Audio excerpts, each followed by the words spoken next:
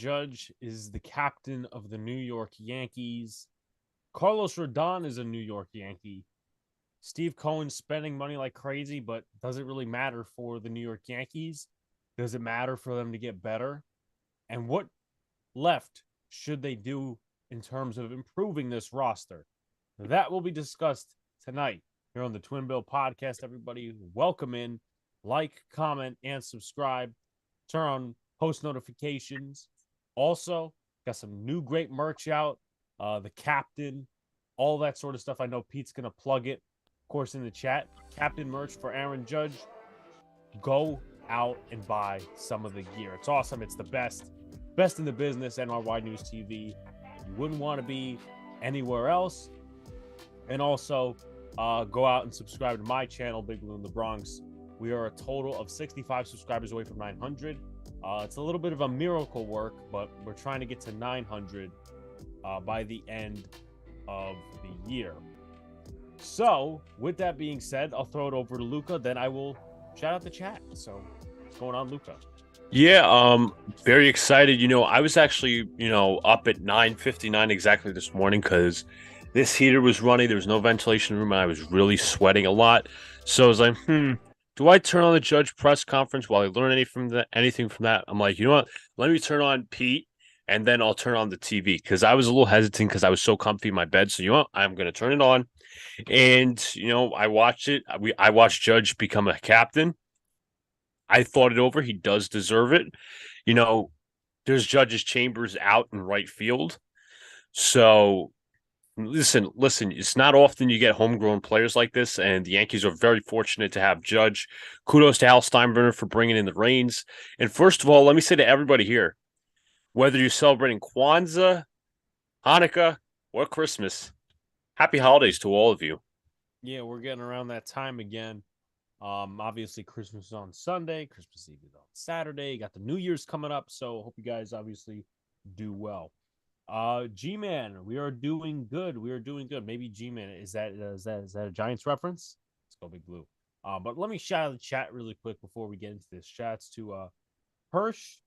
I like his comment that I see here. Of course, Pete's fiance, who does wonderful work in the chat. We got Yankees Farm and Peach 'em all. Edwin, Raw Thompson, TP Joseph, Michael Harvin, Anthony Medina.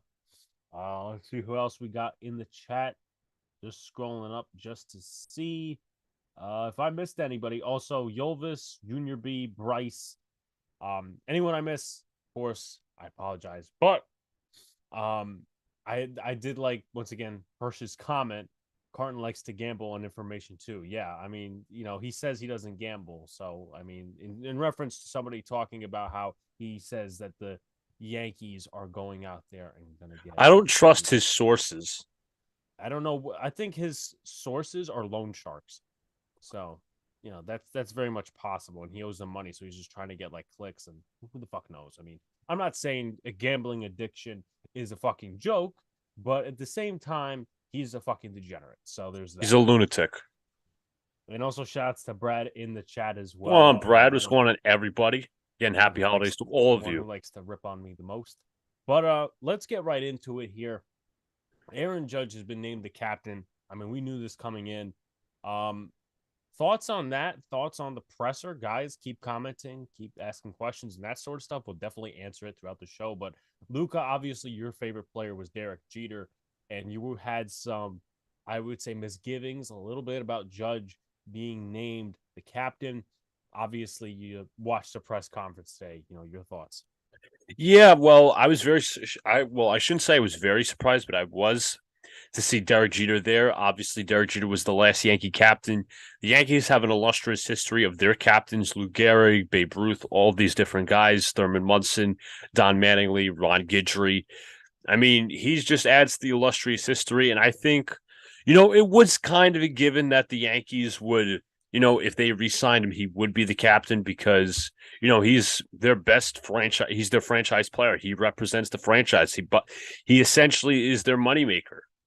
not that they look at it that way, but the judges' chambers in right field, all these different shirts, all the trends, all rise, here comes the judge, all these different things in terms of just the franchise and everybody being a Judge fan, most popular player on the team. So I I think two things stuck in my mind when I said I'm not sure if Judge is a Yankee captain. I go back to I know this is going to sound stupid, but I went back to the 2018 ALDS game two, and he was playing New York after game two by the Red Sox clubhouse, and we ended up losing that series. So it's like kind of karma in a way. But I also didn't like when Judge was kind of silent when he was not, with the whole Miles Straw thing, the whole Josh Donaldson thing, even though I really don't like Josh Donaldson. But that's beside the point.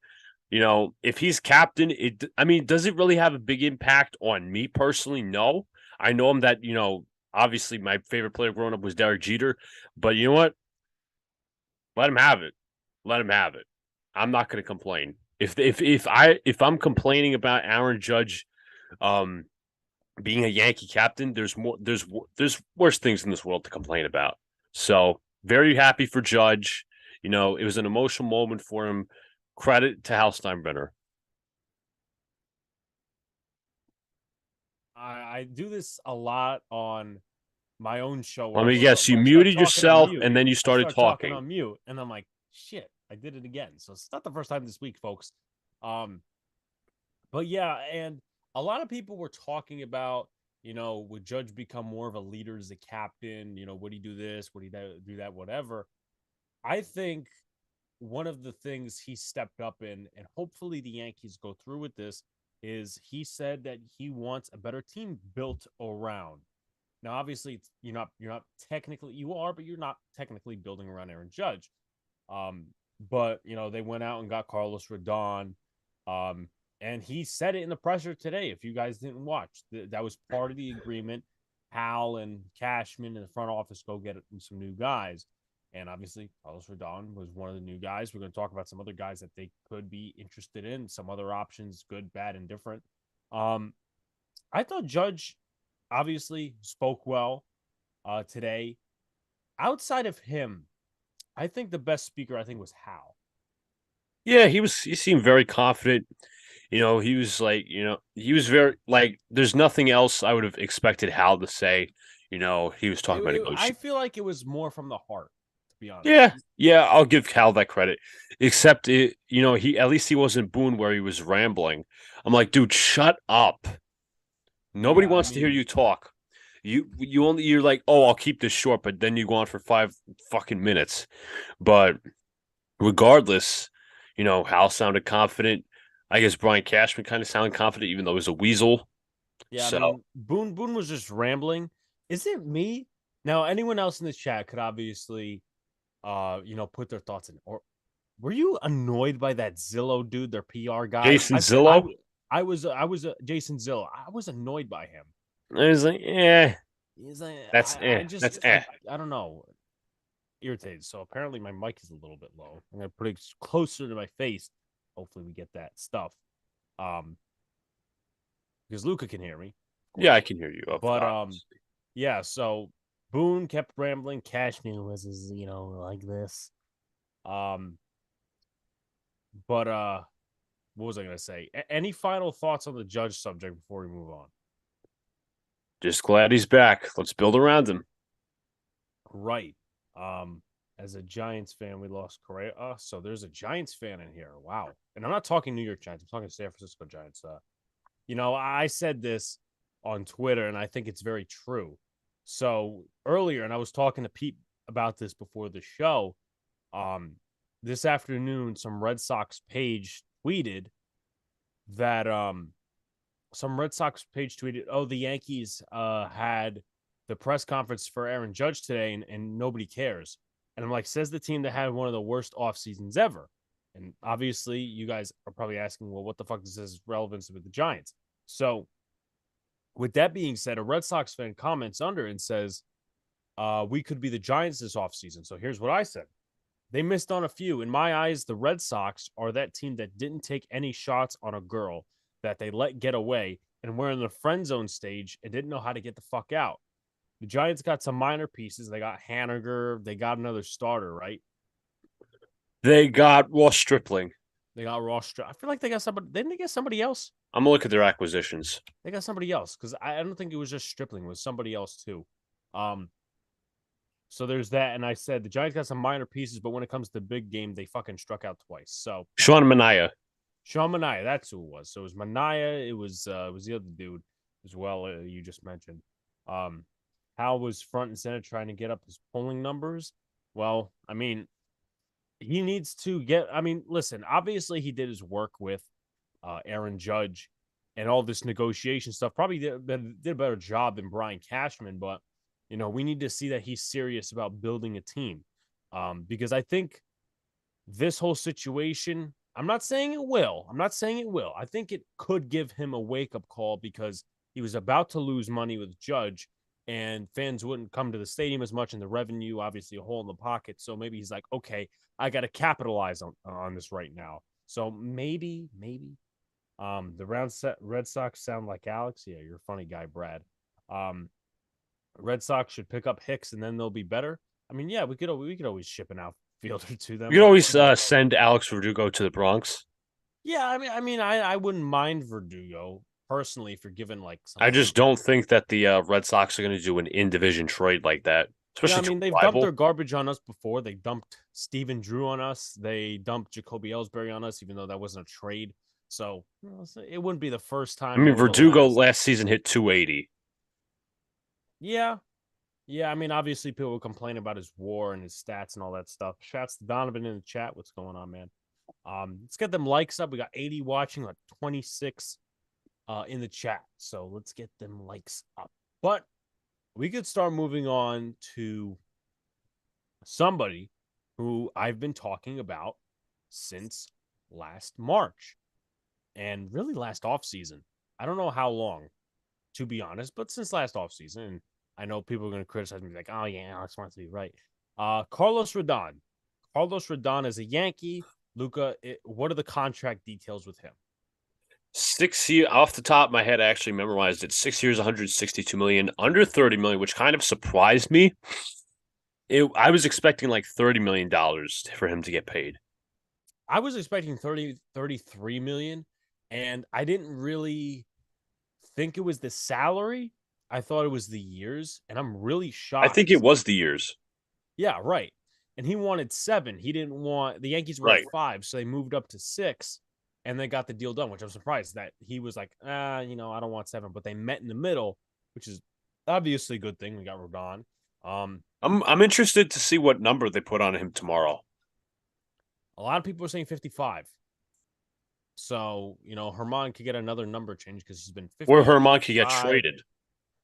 Yeah, I mean, but they already did enough spots of filling. Like they designated Lucas Lidge for assignment. They also designated that Junior Fernandez guy for an assignment. So I mean, I think for some reason there's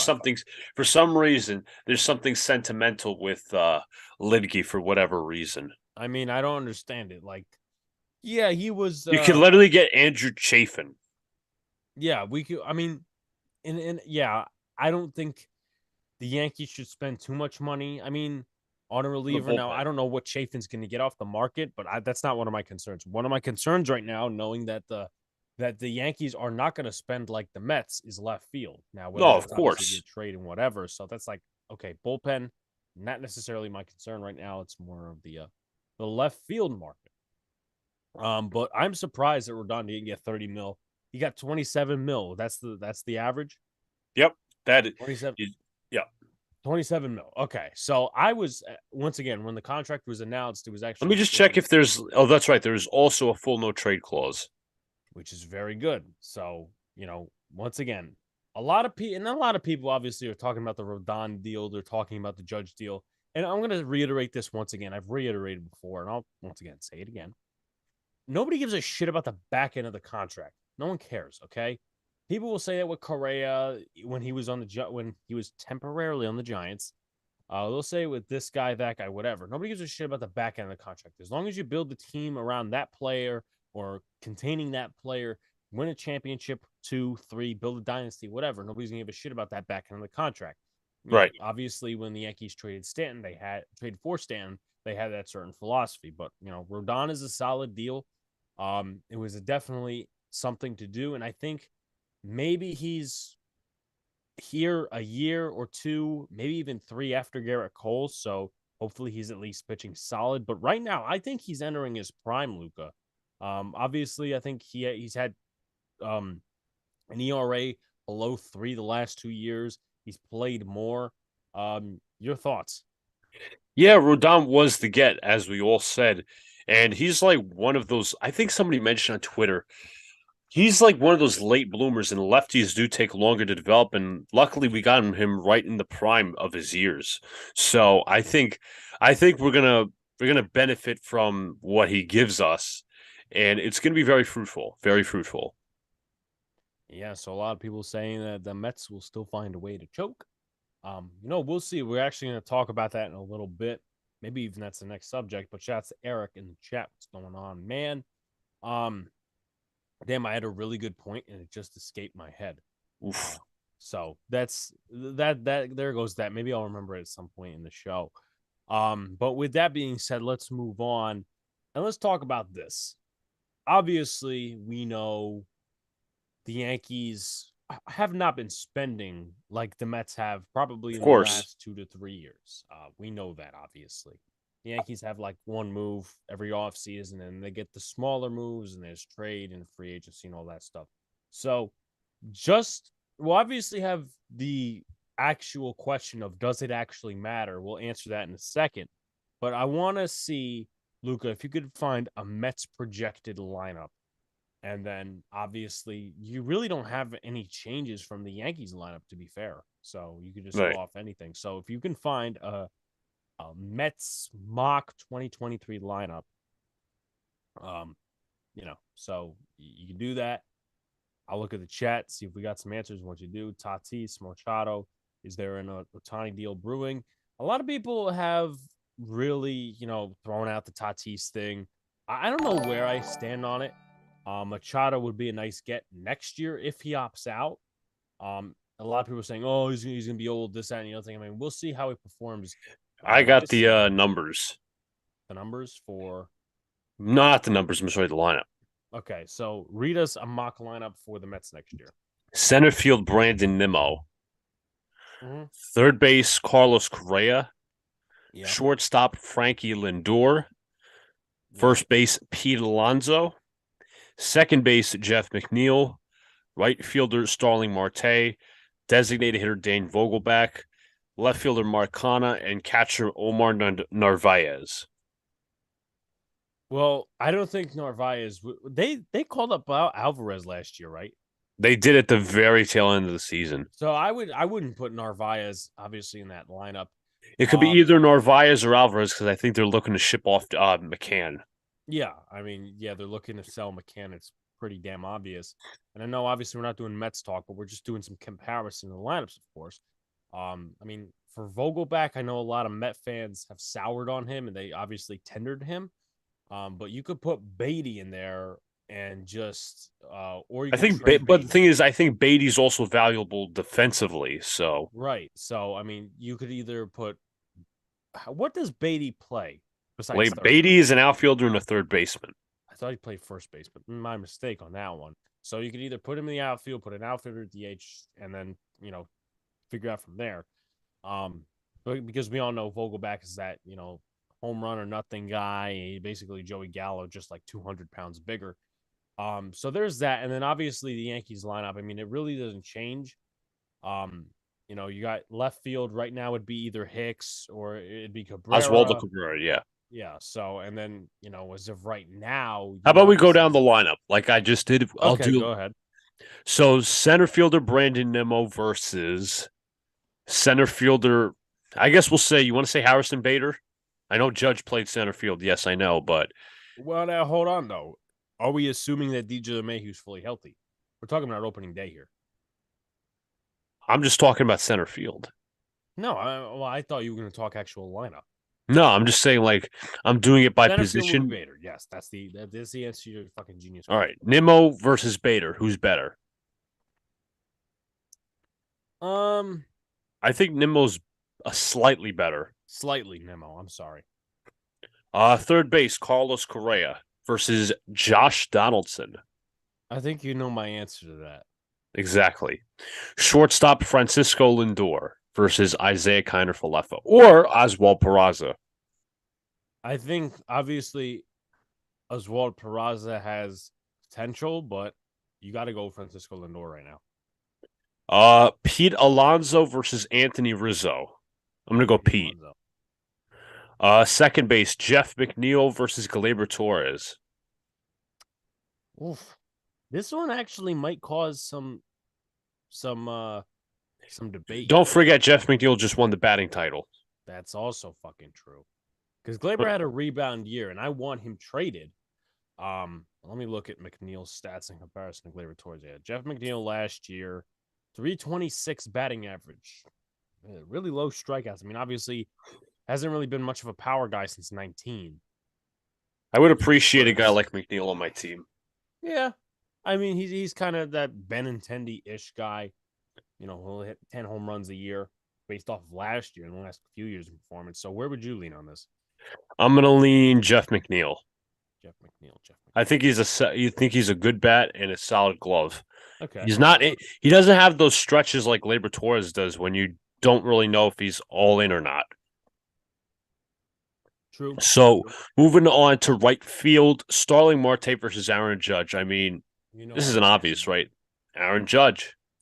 So with that, DH Dan Vogelback versus Giancarlo Stanton. Also an obvious. Giancarlo Stanton. Yeah. First, I'm sorry, not first base. Left field, Mark Canha versus Aaron Hicks or Oswaldo Cabrera.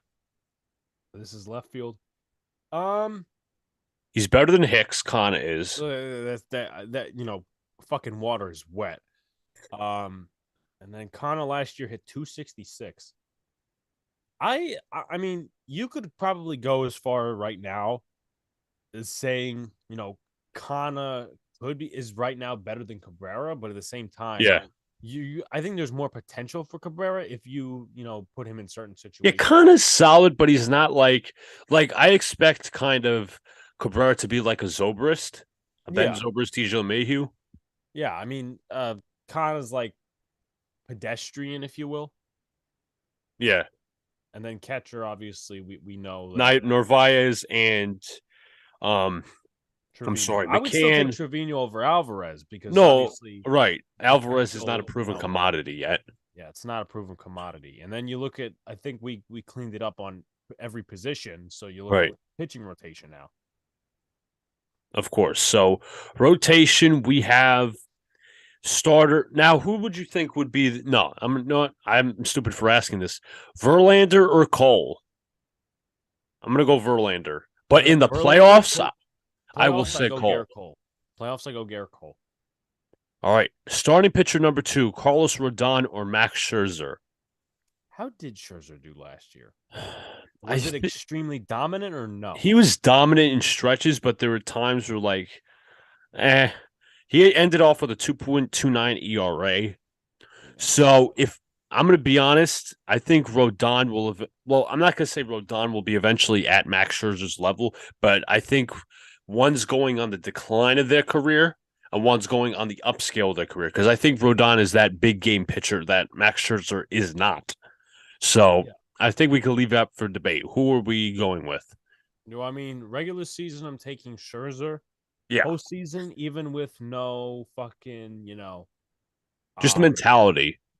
I mean, even though that Rodon is not proven necessarily, I'm still going ahead and, taking Rodon in playoffs. Sorry.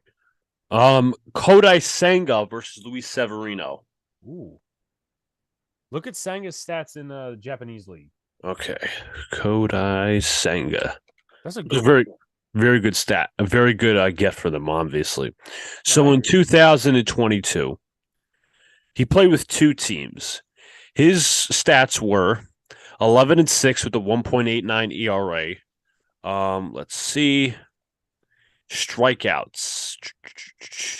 He struck out a total of 159 batters over 148 innings. He allowed 104 hits. His walks per 9 innings is three exactly, 9.7 strikeouts per 9 innings. Strikeouts to walk ratio is also at a 3.18.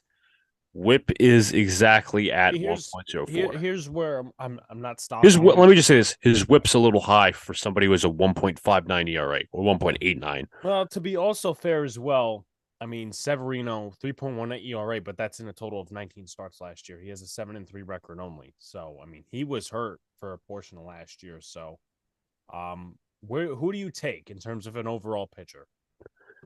Um, I haven't. I'll be honest. I didn't watch a lot of Sanga in Japanese because I don't watch the Japanese baseball league.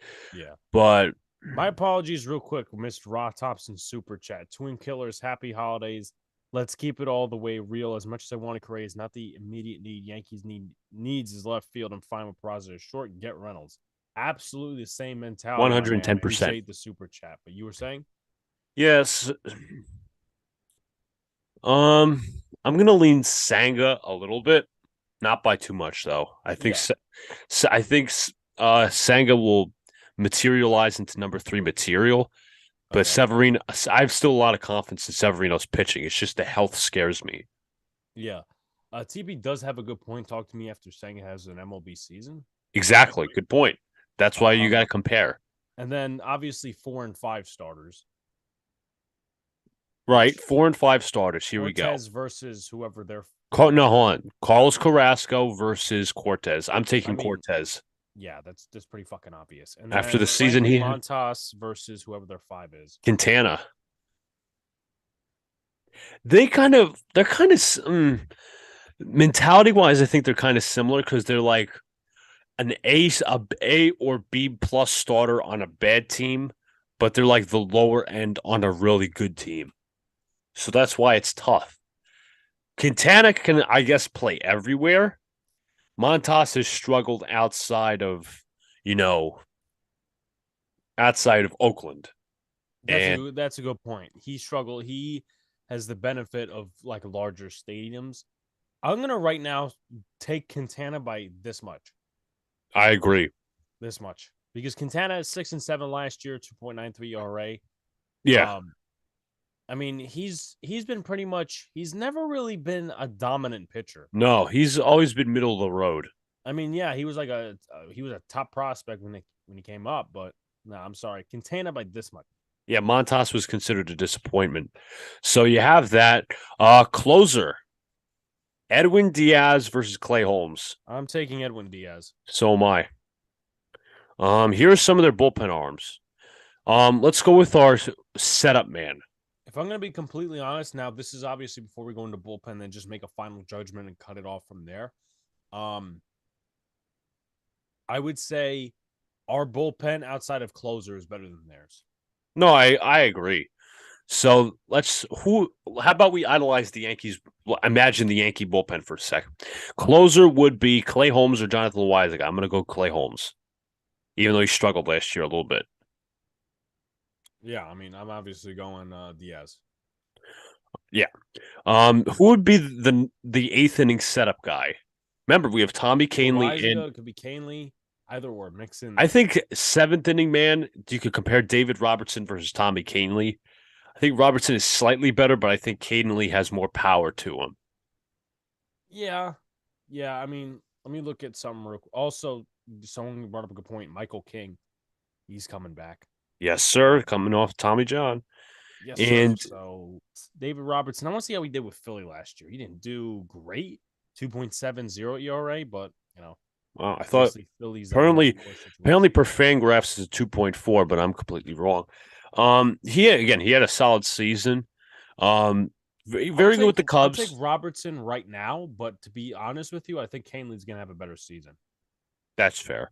For the eighth inning setup, man, Loaizaga versus Zanavino, I'm going Loaizaga. I think he's a lot more I don't trust consistent. Ottavino worth a shit, so you know where I'm going.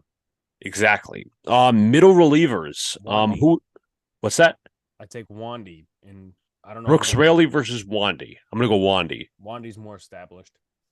Drew Smith versus another middle reliever. I'm gonna go Michael King. I'm gonna go Michael King. Right. David Peterson versus You can do Marinaccio maybe. Or you could do Peterson Marinaccio. versus King because they're both converted like starter relievers. Okay, Peterson versus King. I'm taking Michael King. Like Okay. Peterson can't really find a role. No, yeah, absolutely. Smith versus Marinaccio. I like Marinaccio more. Yeah, no, I'll take Marinaccio. So I think that settles for that. I think the Yankees, I think when it comes to like the Mets are kind of, I'm not gonna say they're top heavy because Diaz is like the best closer in all of baseball, Yeah. coming off a really good season.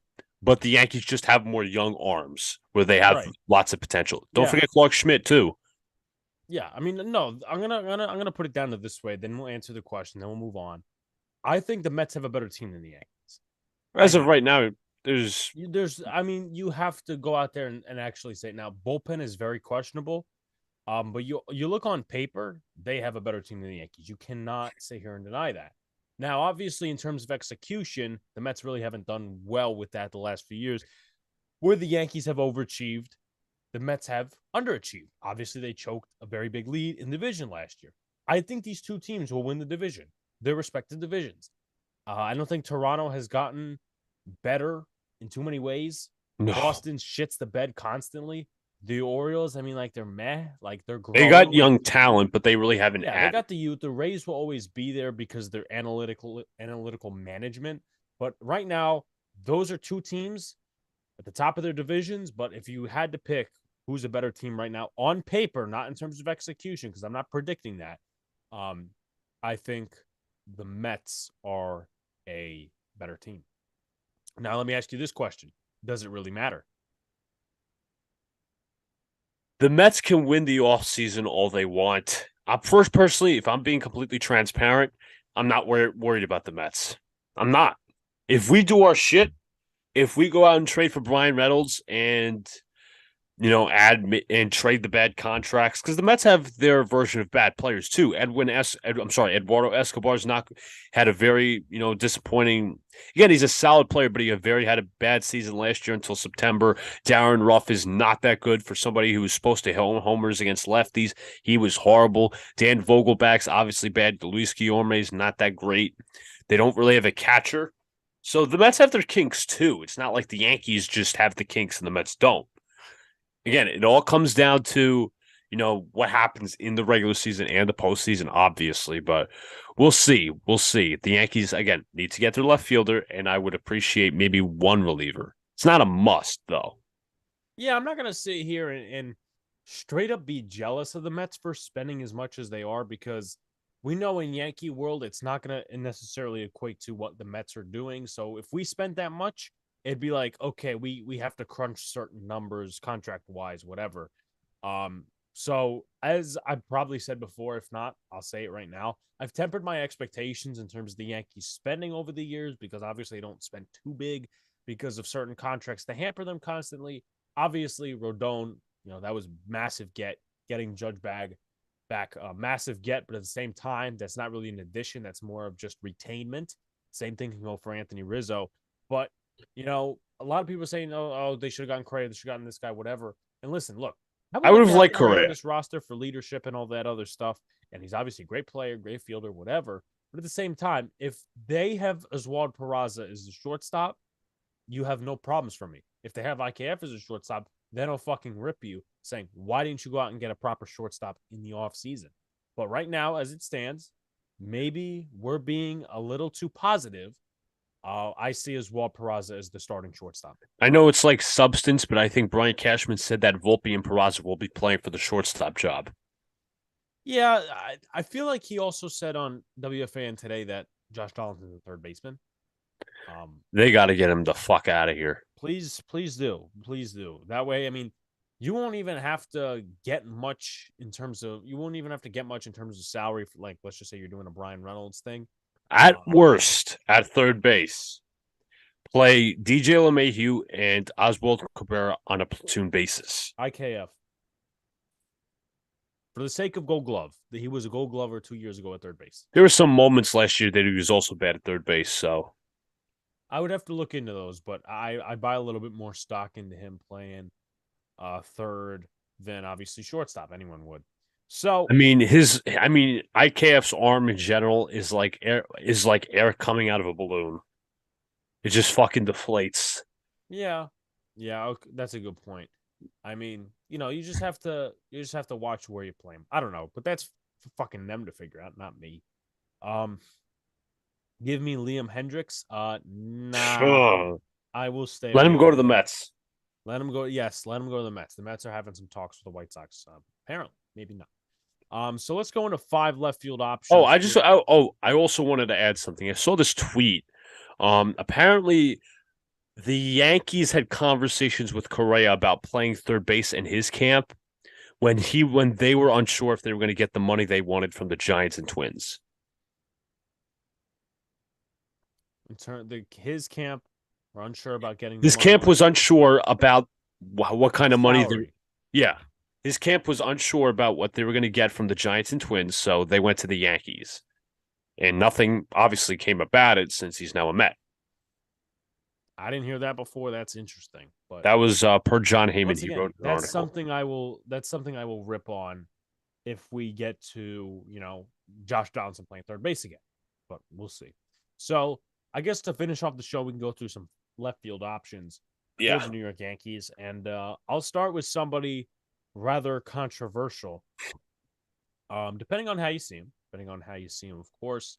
I'm gonna pull up his stats. I'll be the statistician this time, even though Luca has done it for most of the time we've been on NY News TV. That is Max Kepler. Max Kepler, Minnesota Twins. Last year played 115 games, about 9 home runs, 43 RBIs, 66 Ks, 227 batting average. In terms of contract situation, 2023, he's set to earn about 8.5 mil with the club option next year of 10 mil. And then 2025, he is set to become an unrestricted free agent. If you want your baseball savant analytical rankings, he is above average to great in the categories of max exit velocity, expected batting average, expected slugging, K percentage, walk percentage, sprint speed, chase rate, whiff percentage, outs above average, outfielder jump, arm strength, and then he is about four to average in the barrel percentage, hard hit percentage, and average exit velocity categories. So I want to hear your thoughts first on Max Kepler. no to Max Kepler. I think one of our friends put it very adequately. He's like one of those guys that the analytics guys will fall in love with, and he will not produce on the field. I just don't see why. I don't see why they would do that. It seems like a very Yankee move. I'm gonna be It completely does. honest, because that was like the Donaldson move. Obviously, it's like 8.5 mil, and some people see it as a bargain, but I just don't think he's found a balance in terms of himself. Now, now let me say this. If the Yankees decide to, well, no, I'm sorry. If the Twins decide to tag along, add Luis Arias, who just won the batting title in the American League, would you take him? Hold that question. I'm just gonna go over his stats and his imbalances real quick, because this is one of the reasons why I don't want to get him. Like 220, I'm a big batting average guy. Everybody knows this. If you hit enough home runs and if you have a batting average that's good in my book, you can strike out as many times as you fucking want, unless it becomes an issue. In my opinion, just Kepler really hasn't found what he is. He's like a very double A. I can't even say double A. He's just like that Walmart brand off version of Anthony Rizzo right now. Like 9 home runs last year, 227. Didn't strike out a ton. Year before that, struck out almost 100 times, 211, 19 home runs. What's his OPS in those years? I'm curious. OPS, 666. Oof, no, no, no, no, no, no. And then 2019, which is where everybody was saying, oh, he's better than Aaron Judge. 36 home runs, 90 RBIs only, which bothers me a little bit. 252 batting average, 100 strikeouts. What's his OPS there? His OPS there, 855. That season was a complete anomaly. Yeah. So and then he had 20 and then 19 and then 17 home runs. So I just don't feel he has a balance in terms of what he Yeah, that is. one season was an outlier. I don't want anything to do with him. Yeah. Yeah, a lot of people in the chat, including myself, could be better than Kepler in left field. Now let me throw in something as well. I'm gonna answer a question with a question. You can answer your question. You can answer my question. I'll answer your question. So if now you could either do Arias or no Arias. If the Yankees decided let's throw in Gleyber Torres, what would you think?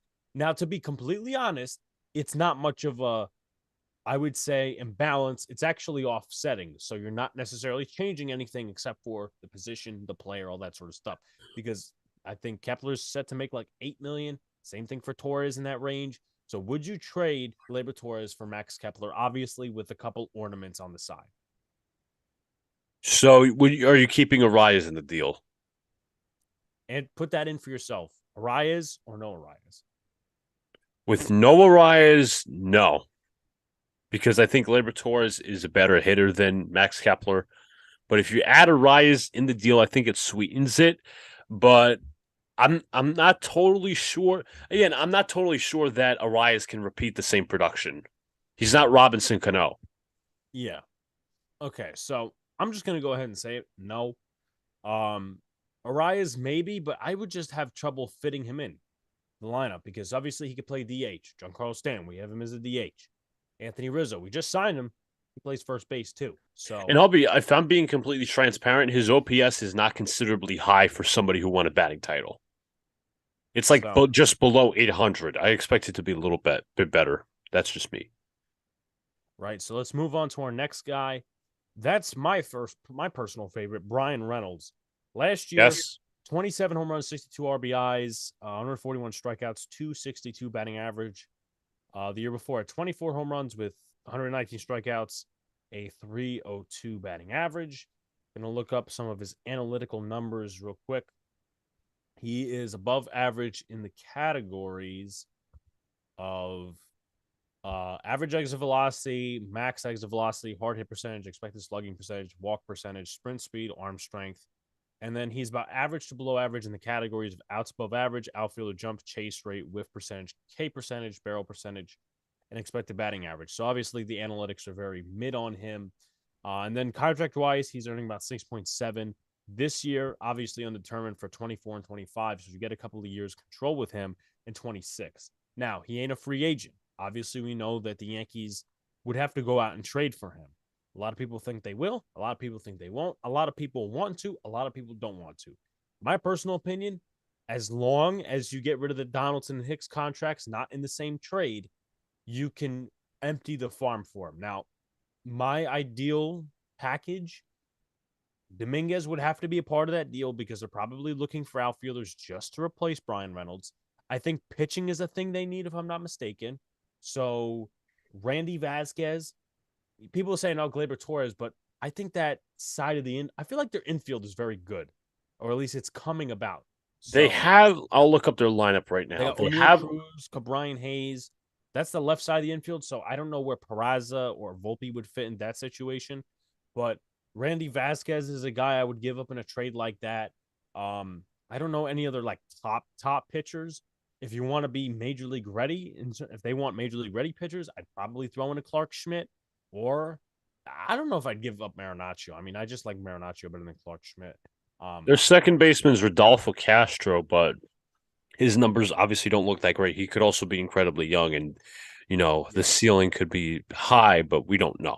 So, what's your ideal package for Brian Reynolds? Would you do the trade?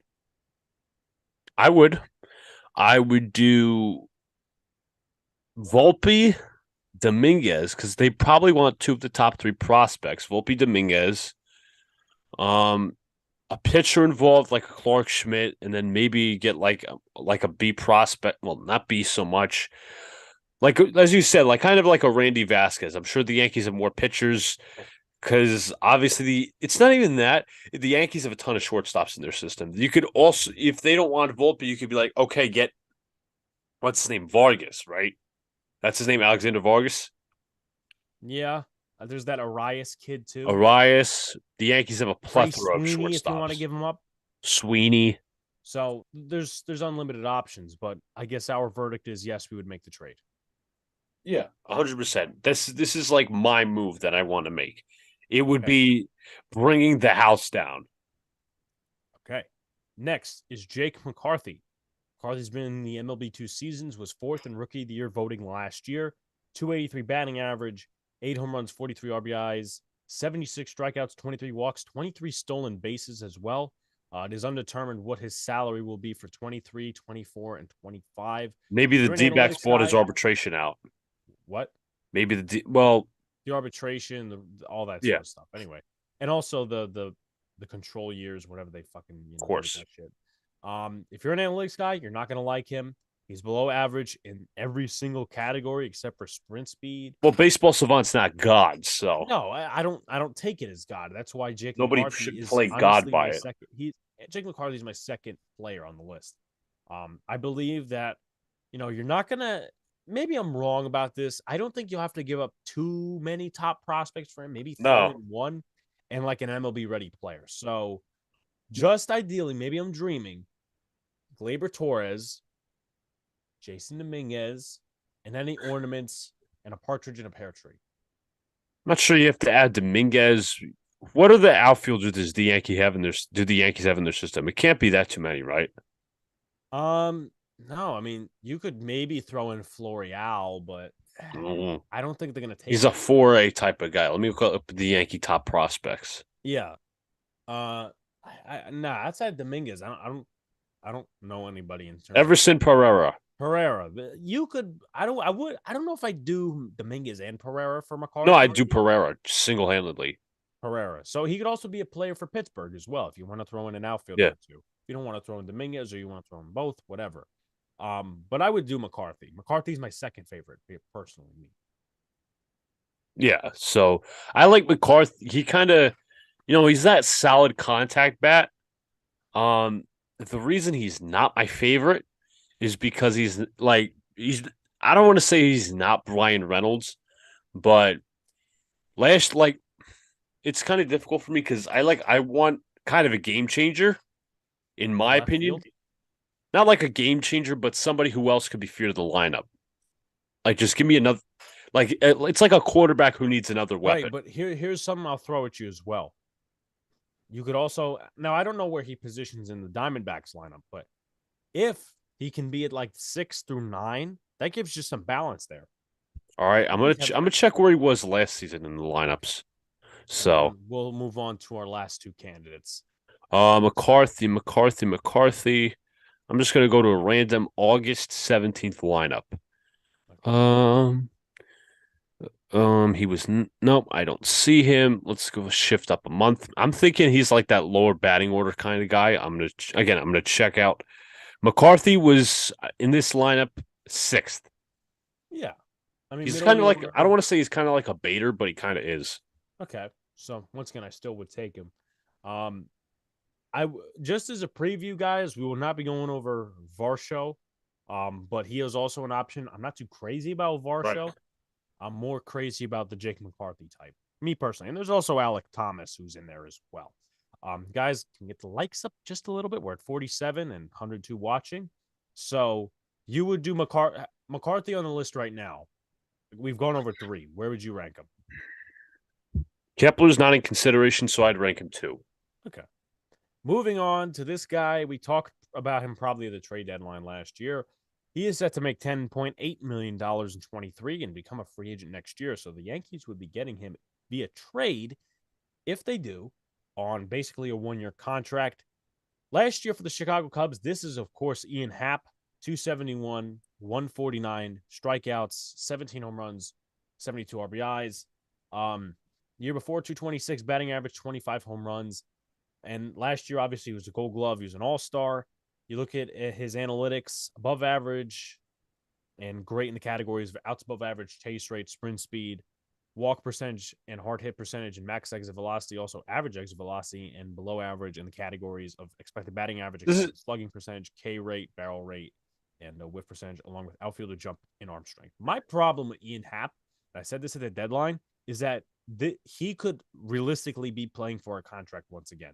Like he's another guy that really now I would take him over Max Kepler, Of but he course. necessarily hasn't found his rhythm on what he is. Maybe he's just playing for a contract.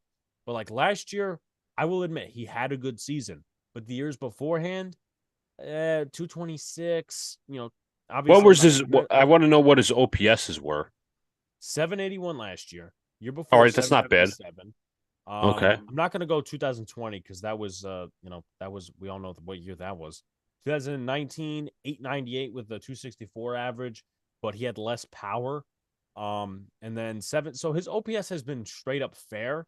I just the average bothers me a little bit, along with the fact that he's not set himself. Am I a power hitter or am I a contact hitter? Let me say this: as I'm looking at his analytics, he was the bottom nine in the strikeout percentage category. That strikeout percentage has went down 6%. So that's kind of a plus. Like we knew Joey Gallo to be like a 30% kind of guy. And that's kind of, I'm not going to say that Ian Happ was in 2021, but he was better this year. You Yeah. know, I don't care about exit velocity or launch angle or whatever, but expected batting average was better. His hard hit percentage was a little down, but I don't really care about that because hard hit could be outs. Walk percentage was down, but the strikeouts percentage was also down. So I'm looking at that closely. Would you trade Volpe or Peraza over there? Now, also, I don't think they trade him right now. Here's why: No, I don't think Dansby so either. Swanson, Cody Bellinger. They have a decent outfield: Bellinger, Suzuki, Happ. Obviously, no particular order. But if you were to trade for him, well, actually, would you trade for him? How about that? He'd be like a third option. Okay, so you'd So probably rank him before Kepler. yes. Okay, so Hap, he's there. I would rank him third as well. What would you give up for him? Um, I wouldn't. He doesn't seem like the guy that I'd give top two, top three prospects for. Okay, So like an Everson Pereira would fit in, and like maybe I don't know a pitcher okay. like a beater. Pereira, Randy Vasquez type. Yeah. That would So be fair. Pittsburgh will not want Glaber. Glaber makes a lot more than Reynolds does. Yeah, I mean they got a solid infield in Pittsburgh, so I don't know that they want a guy like Glaber Torres, more like a Jason Dominguez, Everson Piera type. But moving on to the last one, and the last one is probably, I'm not gonna lie to you guys. Some of you guys will like this one. I don't personally. Michael Conforto. The Yankees have had talks a little bit with his camp, but he hasn't played in a year. Last year had surgery, was out for the entire year, declined a contract from the Astros because he wouldn't play in the playoffs. I think it was about $15 million per year. It was a 2-year, $30 million deal that they gave him, or at least offered him. 2021, this is what really bothers me about him: 14 home runs, 55 RBIs, 104 Ks, 232 batting average. Hit really well in the COVID year. I'm not going to really count that, to be honest. 2019, 257, 149 strikeouts, 33 home runs, 92 RBIs. So just to simplify, 2017, 2018, 2019 were very, very good power years for him. And I would take that Michael Conforto. You look at analytics from 2021, he was below average to average in the categories of K percentage, expected batting average, hard hit percentage, average exit velocity, sprint speed, and outfield jump. And then above average in the categories of outs above average, whiff percentage, barrel percentage, max exit velocity, expected slugging, walk percentage, chase rate, and arm strength. So my thing with Conforto is I have a couple of issues with him. And to be honest, I'm not so convinced as to why Yankee fans want him because, and I know it's not obviously up to the Yankee fans, he yeah, hasn't played in a year. That's my number one issue. it's the Two, risk. I don't really like his 2021 stats. And obviously, if they gamble on him and he hits a home run and they just get a home run on him. I like his. Let me say this. I like his on base percentage for a low average. Okay. But that kind of gives me. I don't want to say shades of Joey Gallo. His Right. OPS is really good though. Well, I shouldn't say really good, really solid. Okay. So yeah, yeah. So 2021, like if you told me a couple of years ago, should the Yankees sign Conforto, I would have said yes because I think he did put up some consistent numbers. Like, give me like 2017 to 2019 numbers. I'm gonna read you 2017: 279, 27 homers, 68 RBIs, 384 Yeah, I OBP, have him right in front of me. and 939 OPS. Give me that any day. Even 2019's very solid numbers. I would take on a handbasket. Right. But once again, besides the injury factor and the 2021 factor, you're asking a lot of a player to become their 2020, 2017, 2019 selves. Right. That's my issue. And once again, he's injured. So if they take a gamble on him, I won't be happy, but if they do and they hit a home run with him, great. But to finish off the show, where would you rank these outfielders? You've given me a total of 4 or 5 outfielders, right? 5. So I would go. I'm going to go Reynolds 1. That's kind of an obvious for me because I've been saying it. 2, McCarthy, and 3, I'm going to lean Ian Happ. Okay, so how I'll categorize this is 1 will be I might have the same list as you actually. 1 will be Reynolds, 2 will be McCarthy, 3 would be Happ. I don't know whether I would do Kepler or Conforto as my 4 and 5. I'd put Cabrera over both of them. I'm going to be honest. I might even put Cabrera over Happ. But for shits and giggles' sake, I'm going to take Conforto before Kepler. Yeah. To be completely honest. But Luca, final thoughts. Went through a lot today. For some reason, people are sentimental over Lidke being DFA, which is stupid, but Yankee Twitter will be Yankee Twitter. I'd just like to thank everybody for coming out tonight. As I said, we discussed a lot. Outfielders, Rodon, Judge. Just got to wish everybody happy holidays. We will obviously probably be on before the new year. So, but again, happy Christmas. I'm sorry, happy Christmas. Merry Christmas. Happy Kwanzaa and happy Hanukkah to all those who celebrate. Happy holidays to all of you. And I hope you guys are doing well. Stay safe. Yeah. Stay safe. Stay warm. Like, comment, subscribe to all the good stuff. Buy some Captain merch from NyynewsTV. Be sure to sub up Big Blue in the Bronx. Let's get to 900 by the end of the year. I would like that to happen. We really appreciate you guys' support. Obviously, 5 stars on Apple Podcasts for Twinbill. That really helps get us in the top realm of the Yankee podcasts. But there's only one network that does it the best, and that's NyynewsTV. Real talk for the real fan. Guys. See you later. Happy holidays. Peace. Happy holidays. Before it hits the front page.